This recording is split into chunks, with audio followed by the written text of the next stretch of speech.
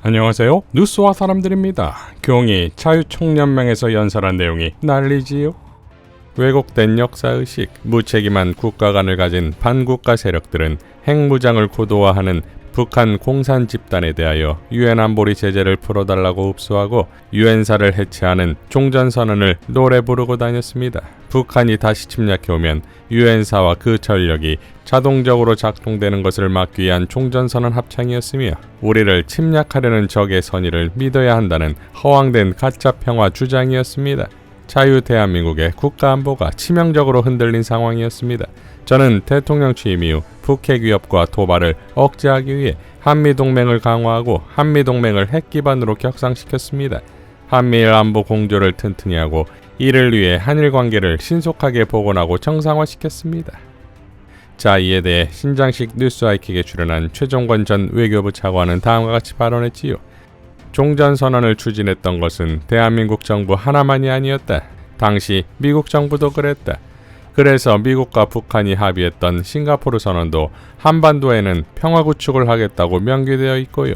심지어 지금 현직인 바이든 대통령도 문재인 대통령과 21년 5월 21일 한미 공동선언에 판문점 선언과 싱가포르 북미 회담의 합의서를 존중하여 토대 위에 북한을 외교적으로 접근하겠다고 했는데 거기에도 소위 종전선언의 취지가 있고요. 제가 반문하고 싶어요. 종전선언이 도대체 무엇인지 알고 하시는 말씀인가라고 싶어요. 종전선언이라는 것은 저희가 추진했던 것은 북한과의 비핵화 로드맵, 비핵화 과정이 합의가 되면 종전선언을 앞에 두고 평화체제 구축을 위한 앞걸음으로 가자는 것이었거든요. 정치적 선언이었고요. 두 번째는 유엔사 해체라니요. 유엔사를 저희 정부뿐만 아니라 미국 정부, 심지어 북한도 제가 알기에는 유엔사에 U자도 꺼낸 적이 없어요. 아마 평화협정이 이루어지면 대한민국에 있는 유엔사, 즉 정전협정을 관리하는 유엔사가 어떻게 될 것이냐는 그때의 문제이지, 그리고 그것은 미국과 북한, 우리와 중국이 협상해야 할 사안이지 종전선언으로 해결될 것은 아니거든요. 즉 적절한 보고를 현재의 안보실로부터 받고 계신지 의심스러워요. 이거는 팩트에 관한 문제니까요. 그리고 저희가 유엔 안보리 제재를 풀어달라고 읍소한 적이 없어요. 이것은 제가 어느 환경에 가서도 증언할 수 있어요. 이건 정말 가짜뉴스입니다. 기록을 가지고 있을 겁니다. 지난번 조태용 안보실장도 그렇고 국회에서 말씀하셨으니 그렇게 말하는 근거를 내보십시오. 역설적으로 문재인 정부를 비난하는 건 좋은데요. 원한을 가지고 있는 것도 좋고요. 그런데 사실에 기반했으면 좋겠어요. 사실에 기반하지 않은 것은 거기에다 대고 가짜 평화를 이야기한다면 제 책이 썼듯이 이건 가짜 안보입니다. 현직 대통령이요. 과거 대통령을 그리고 민주당을 포함한 과거 여권 세력을 반국가 세력으로 규정해버린 거예요.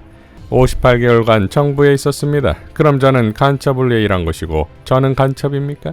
그리고 우리 정부기관에 윤석열 대통령은 중앙지검장을 거쳐서 총장까지 파격적으로 승진하신 분이고 그러면 윤석열 대통령은 총장 시절에 간첩 대통령 밑에서 일을 했습니까?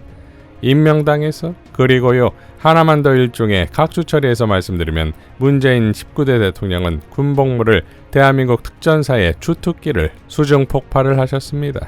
헌법상 한반도에서 평화를 지키고 정착해야 할 의무를 가져야 되는데 그 노력을 보여야 되는데 그 노력을 충실히 수행했던 전직 대통령 그리고 역대 대통령을 반국가 세력이라니요.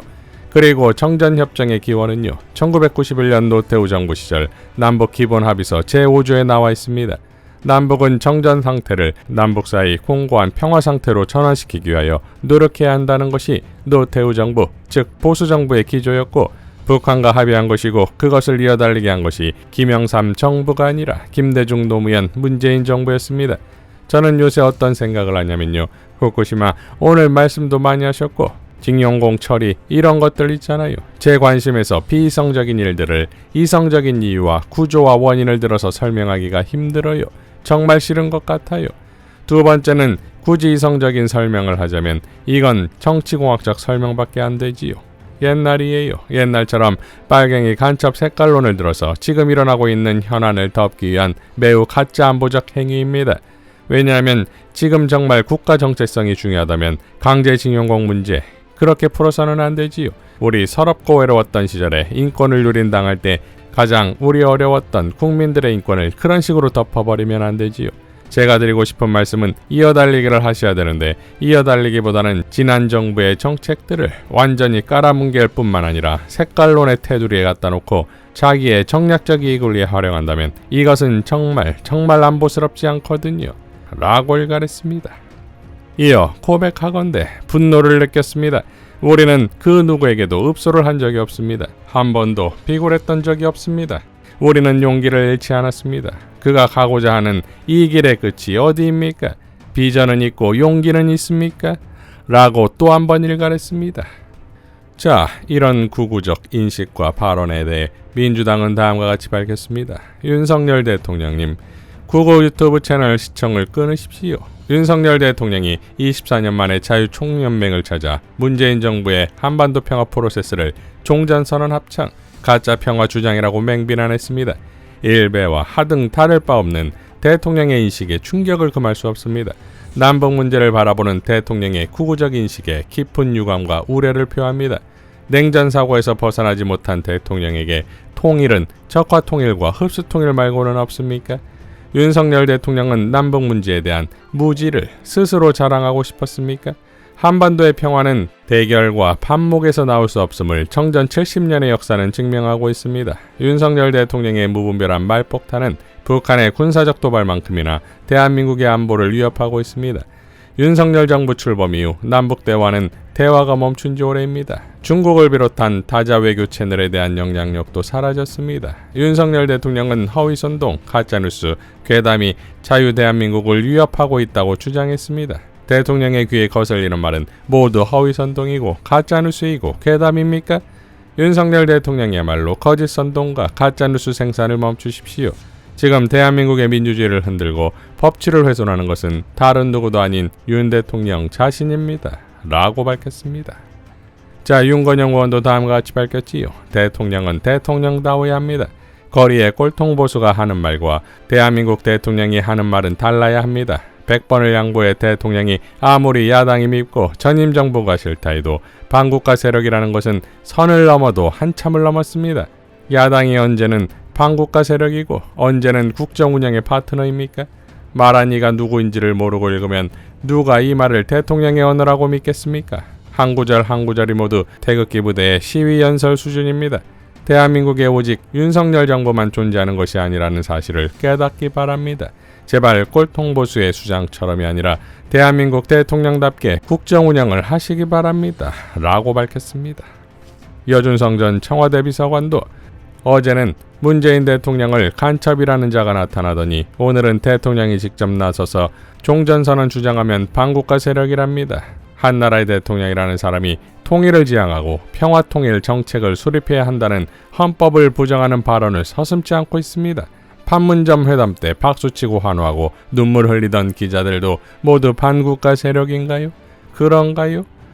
라고 일갈했습니다.